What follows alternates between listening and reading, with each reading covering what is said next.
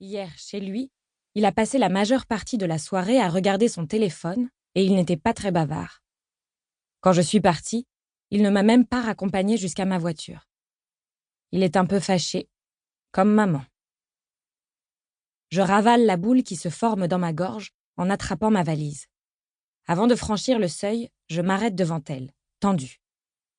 C'est enfin l'heure d'aller à l'aéroport. Comme toujours, Dean entre sans frapper, mais la porte s'ouvre au ralenti. « Salut !»« Salut, Dean !» lance ma mère en lui tapotant le bras avec un grand sourire. Elle est prête. Les yeux sombres de Dean rencontrent les miens. Il hausse un sourcil, l'air de dire « Vraiment ?» « Salut !» dis-je à mon tour, faible et pathétique.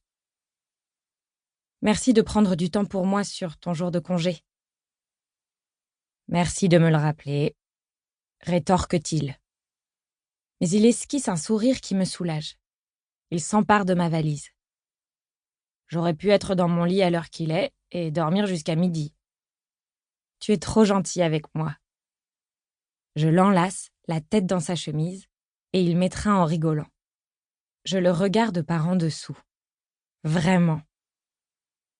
Oh ! Roucoule ma mère derrière nous. Elle est toujours dans la pièce. Vous êtes mignons tous les deux. Je lui lance un regard noir avant de me retourner vers Dean. Ça, c'est le signal de départ. Non, d'abord, tu m'écoutes. Maman se lève, son petit sourire remplacé par un air désapprobateur. J'ai peur que cette expression ne soit devenue permanente à mon retour. Ne prends pas le métro, ne parle pas aux inconnus, ne mets pas les pieds dans le Bronx et s'il te plaît, rentre à la maison en vie. Je lève les yeux au ciel. J'ai eu droit à la même scène 2 ans auparavant quand je suis partie pour la Californie renouer des liens avec mon père, sauf qu'à l'époque, la plupart des avertissements le concernaient, lui.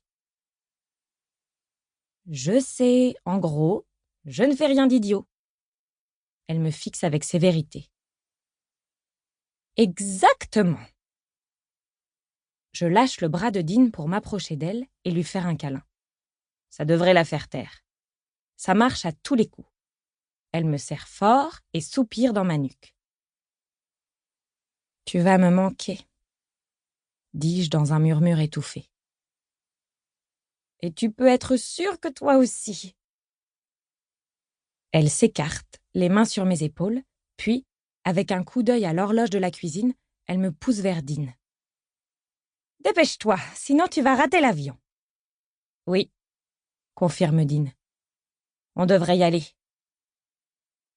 Il s'arrête sur le pas de la porte, peut-être pour vérifier que ma mère n'a pas d'autres conseils inutiles à me prodiguer avant mon départ. Heureusement, non. J'attrape mon sac à dos et me retourne une dernière fois vers elle. On se voit dans 1 mois et demi. Ne m'en parle pas. Et elle claque la porte. Elle s'en remettra, un jour ou l'autre. Bon, fait Dean. Au moins, je ne suis pas le seul à être abandonné à mon triste sort. Je ferme les yeux et passe une main dans mes cheveux, tandis qu'il jette ma valise dans le coffre. Je t'en prie, Dean, ne commence pas. N'empêche que c'est pas juste, marmonne-t-il. Nous montons dans la voiture en même temps. Il grogne en claquant la portière. Pourquoi tu dois partir ? Ce n'est pas si grave. Sincèrement, je ne vois pas le problème. Lui et maman sont contre l'idée que j'aille à New York depuis la minute où j'en ai parlé. Ils croient que je ne vais jamais revenir ou quoi ? Ce n'est qu'un voyage. Un voyage ? Malgré son humeur massacrante, il démarre et prend la route. Tu t'en vas pendant 6 semaines, tu rentres pour 1 mois et après tu déménages à Chicago. Je n'ai que 5 semaines avec toi, ce n'est pas assez. Oui, mais on va en profiter de ces 5 semaines. Rien de ce que je pourrais dire n'arrangera la situation. Cela fait des mois que cet instant se prépare. Dean met enfin les pieds dans le plat. Ce n'est pas ce que je veux dire, Eden. Ça me cloue le bec. Même si je m'y attendais, c'est bizarre de le voir s'énerver.